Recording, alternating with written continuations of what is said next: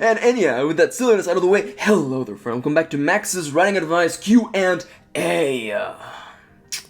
In tonight's episode, I have a nicely, randomly selected selection of questions sent by viewers like you. As always, if you have a question you would like to send my way, leave it in the comments down below. Every week, questions are selected randomly with a random number generator, so it's the fairest way of doing so. And as always, before I dive in with the answers to today's question, remember that the following is merely just my advice, my opinion, and what works for me. Don't take it as gospel, instead take it as the ramblings of a silly person who looks a little bit, or rather precisely like this. Alright, with that silliness out of the way, let's start.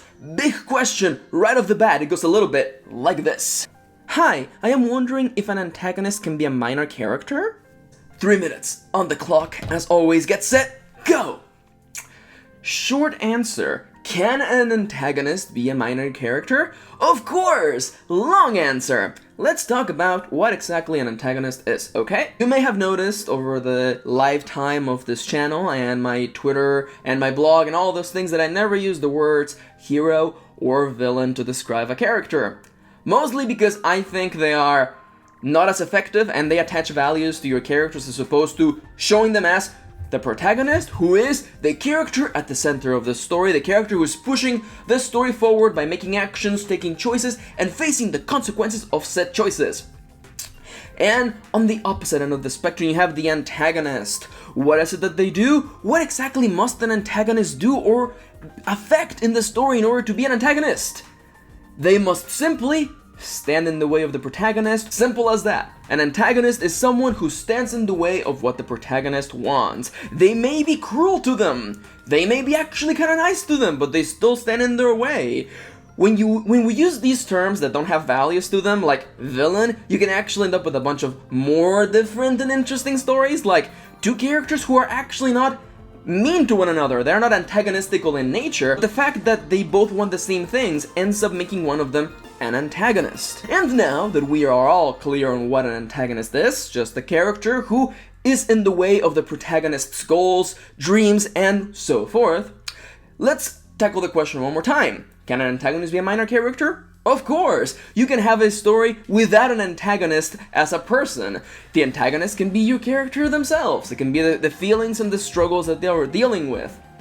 One of the biggest problems of getting into writing, coming off of school lessons and writing workshops is that all of these people try to sell you one particular way of doing stories. One person versus another. And I'm going to stand here as the first person in the world to tell you, hey, a story can be a person fighting themselves. It can be a person overcoming grief, getting over the burdens of the past, trying to move their life forward. The force standing in their way doesn't always have to take the form of a person. And even if it does, it can be somebody who's maybe not even present in the story. A minor character, as you say. It can just be somebody who appears every once in a while and reminds the character of what they really want. Ultimately, what are stories about? The stories are about characters taking action, making choices, and facing the consequences of said choices. Simple as that. You can have a story without an antagonist. That antagonist can be a minor character. These are all completely okay, alright? And you may go out in life and someone may tell you that that's wrong, and that's okay, that's their point of view. This is my point of view. What I want you to do, as with any of these videos and questions, is to examine what I'm telling you, compare it against what you have known, analyze it, ask yourself, do I believe this? Do I want it? Do I want to add it in my toolbox? And move on, okay? And with that really writing-based question, let's dive into a more practical one that I get all the time, and I'm happy to get to tackle it one more time. It goes a little bit like this. What tips can you give a beginner with scheduling time to write? And timer, start! So, this is an issue that basically everyone deals with, absolutely, particularly if you're getting started with writing, such as the question is posing. How can you make the time to write when you're so busy? When you've got school, and if you're older and you've got kids, and you have all these responsibilities, all of this time that is already taken out of your schedule. How can you go about writing? The answer for that is the answer that nobody likes to hear, but I have to tell it to you because it's my own personal experience. Everyone has the same 24 hours every day. There's nothing you can do regarding schedule where you're gonna find an extra hour of writing while still doing everything you're doing. I know it sucks to hear this, and I know personally, because I didn't want to believe this until I just realized it was the only way, you have to make sacrifices. It's the only way. You have to make sacrifices. You have to find the best way, the optimum way to squeeze as much writing time as possible. I've told this story before, but when I was at my lowest, if you want to go check it out, it's a writer's life vlog titled My Origin Story. You can go watch that. It'll tell you my entire story. But before getting there, when I was at my lowest, I was working a 12-hour job. 12 hours a day, 6 days a week, and I was at my lowest because I could not write. There was no time for writing. And I realized, okay, I want to do writing. It's my thing. It's the thing that means the most to me.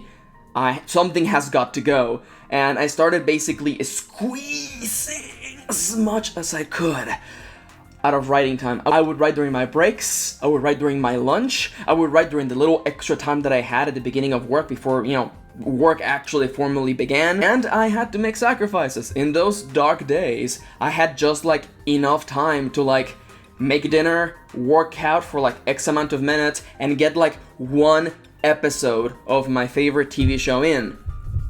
And when I looked at eating, working out, and watching television, I looked at those three and I chopped off watching television. And instead I managed to get in 40 minutes to an hour when pushing it to the limit of writing. Was it tough making all of those cuts? At first, yeah, it was definitely tough. People would make fun of me at work because, I would just rush to the attic of the warehouse and just type there for half an hour, wolf down my lunch, and then get to write.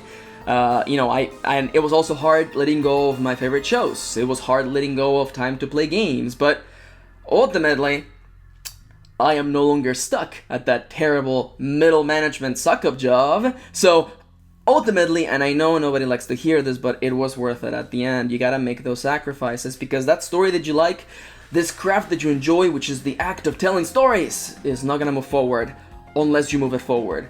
Make sacrifices, look at your schedule, and legitimately, I'm not gonna show up there and help you personally manage your schedule. Make the cuts. Make the cuts. It's the only way. I know it sucks, but if it makes you feel any better, remember that every writer that you like, every writer who has ever done anything has had to make these cuts. Nobody that you enjoy began having full-time writing time. Nobody. I mean, yeah, I know it sucks, and I know it sucks to let go of the things that you enjoy, but ultimately, I can tell you this right now, it's worth it, and I know you can do it. Okay? Okay.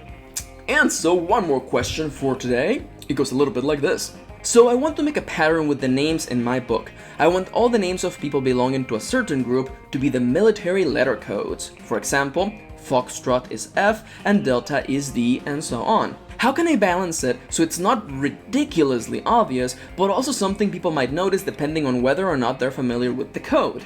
Timer on! I think you have pretty much described your situation, your scenario for this particular question, because the thing is this. There are basically going to be three types of people who read your work and find this thing, okay? There are going to be those, like me, who know the military code letters, Foxtrot, Unicorn, Charlie, and they're going to be like, oh, that's what they are. Done. They're going to be the people who don't know and check what the heck a Foxtrot is and will realize, oh, it's the military letter code. And then there's going to be those who don't know, don't particularly care, and are going to move on assuming it means something for the story. At its core, as with many other things, you don't have a lot of control over how your readers will react to it, and I have to ask, is this important to the plot? Is this super important to the extent that, you don't want readers to find out? Because you don't have control over how obvious this is, because it depends on people's experiences. I don't want to give you an average for this particular scenario, but I feel that it's 50-50, and depending on their age as well, but I think, let's say, 60-40, a 40% chance that whoever is reading your book will know that that's the military code. So as for your question again, I don't think it's gonna be obvious. It's gonna be 40% obvious for 40% of your audience. That's not how percentages work, I know, but you get the feeling, As with many other things, you don't have control over how people will know because every reader is different. Some of them won't even care and won't even notice until they read an article or somebody tells them. Again, you don't have much control over this. I don't have much advice. What I do have, and this is just like a little bit of a nitpick, and feel free to completely ignore me. You don't have to listen to me. It's just a really cool thing that you reminded me of with this question. And I don't know what your story's about. I don't know if these people are in a military group or not, but I just want to formally remind you that those letter codes are mildly reserved for units as opposed to one particular individual. I know from this cool guy that I used to work with who is a Vietnam vet that the units themselves were given one letter, like Charlie and Unicorn, and each particular soldier were given a set of code names based on the first letter of their last name. His last name was Haggerty, so he was often called or radioed by two different code names, Hawkeye and Hardass. So another thing there, if you would like to maybe like have that spin but a little bit different, you could consider actually just giving them a more military style nickname. Up to you. I'm just dropping that out there. This is what I would do in like writing advice groups or like writing feedback groups where I'm like, hey, your story made me think of this. So I'm just gonna toss it out there. If you like it, take it. If not, that's okay. But yeah, for the time being, I don't really have much advice for this. It's one of those things where you don't have much control. People in the comments, let me know down below. Do you know what the military letter code is? If so, let us know. Maybe we can actually find an average. Was this obvious? It was obvious for me because I know the code. But then again, I'm a military nerd, so what do I know? For the time being, I want to thank you for watching. As always, if you have questions of your own, please feel free to leave them down in the comments below. And of course, as always, I want to thank you for watching. Thank you for spending a little bit of your day with me, and I'll see you on the next one.